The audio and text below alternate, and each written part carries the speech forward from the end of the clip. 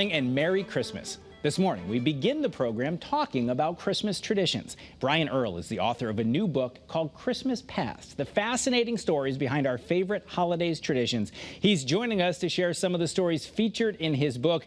Brian, welcome. Merry Christmas. Thank you for being with us. Merry Christmas. I read your book. I can't believe how much stuff I didn't know about things we'll all be doing today. You talk at the very beginning of the book about being a kid who grew up in Massachusetts in the 70s and 80s, and you say that to you was quintessential Christmas. Is it still? Yeah, it was and is. I mean, back in those days, it still used to be snowy in New England during Christmas time. I think we might get a little snow. I'm going back to Boston for Christmas, so I'm looking forward to that, seeing family and everything. But being out in California now, it's a very different feel. And so for me, Christmas will always be that classic, quintessential New England Christmas town, small town kind of Christmas. So I want to take you in the book kind of go through categories of things related to Christmas. And one of them you talk a lot about is the food. You talk about how we came to have the fruitcake tradition and the traditional Christmas dinner. What are some of the things about food that people don't know? Well, I think fruitcake and most Christmas foods, things like gingerbread, eggnog, fruitcake, began their lives without having any special connection to Christmas. Fruitcake was a popular wedding cake in Victorian times. Actually, Queen Victoria had fruitcake at her wedding. Only through a process of elimination and mostly through a process of migration out of their original countries into America did they sort of disappear outside of the Christmas season and become almost exclusively associated with Christmas.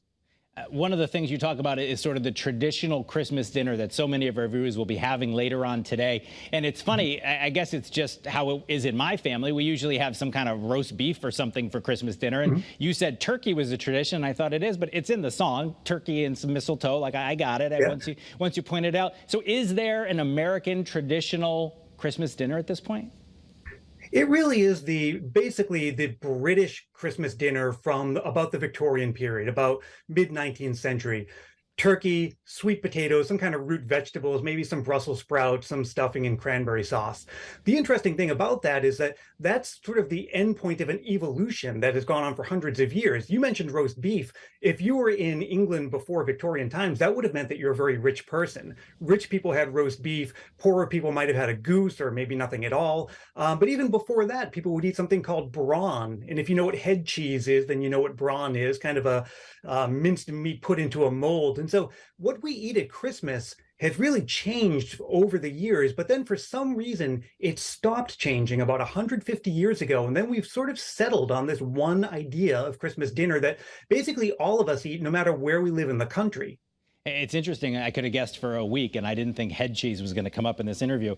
There is so much in there that you would not expect to be related to Christmas. You talk about how back in the olden days, the farmers would literally march the turkeys to market, but turkeys have delicate feet, so they have to be fattened up when they got there. I mean, there's so many traditions that we might not even think about that go into this. Yeah, oh, absolutely. Yeah, I mean, you have to imagine we were celebrating Christmas well before we had things like refrigeration and good ways to transport food. It was a whole different game back then. One of the things I found really interesting was in Victorian times, there was something called a goose club.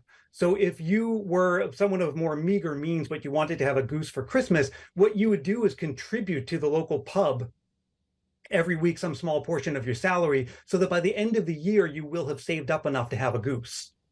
Interesting. I hope people had their goose club ready for this Christmas.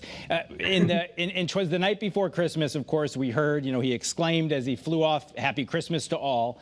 Now we mostly say Merry Christmas. Many of us will be saying that throughout the day today. I think that's interesting that we don't say Merry anything else. And you talk about that. I mean, nobody says Merry 4th of July, Brian. So why is it Merry Christmas?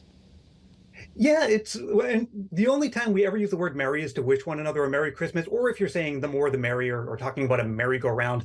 It's this word that exists for basically one purpose in our vocabulary. And it's interesting that other cultures have shifted away from it.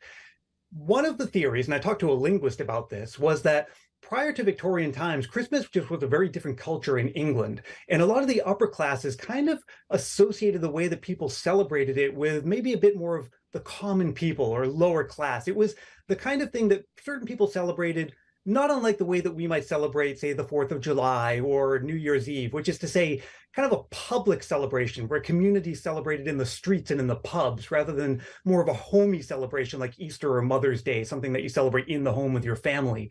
And so, as part of a rebranding that the Victorian upper classes wanted to do, they wanted to make it a little bit more highbrow, a little bit more domestic, if you like.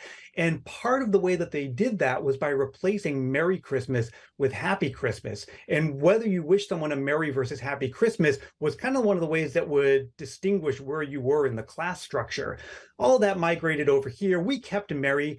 And I had thought for a long time that in England, they said Happy Christmas exclusively. It's not true. They're pretty much 50-50. Although it is true here in America, we say exclusively Merry Christmas, and I'm happy to stick with that. Yeah, and with your breakdown, I think I've been saying the right thing. I just want to ask you about the future.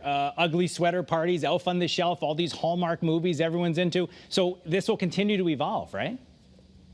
Absolutely. That's one of the most surprising things about Christmas. For something that's rooted in a 2,000-year-old religious tradition filled with all kinds of ancient rituals and symbols, it's surprising to take a step back and realize this is always changing. It's a fluid thing. Christmas from even 3, 4, 5 generations ago didn't look a lot like what we celebrate today. And every year that we celebrate Christmas, we're writing the next chapter in this never-ending story. So right now we're at a time where we're in this kind of golden age of made-for-television Christmas romances. Is that a fad, or is that something that's here to stay? Ugly sweater parties, are they going to be kind of like aluminum Christmas trees were in the late 50s and early 60s, something that reaches peak popularity and then fades out, or are they becoming part of Christmas culture? The thing is, you never know until you can look back. But at the moment, I think that ugly sweaters are going to follow the trajectory of the aluminum Christmas tree. Well, I think the made-for-TV Christmas romances, that might be here to stay. Well, that's our next guest, so that's a perfect segue. This is your book, Christmas Past, the fascinating stories behind our favorite holidays traditions. Brian Earl, thank you so much for being with us. It is fascinating. I hope people will read the book and even listen to your podcast on the same topic. Thanks for being with us, and Merry Christmas.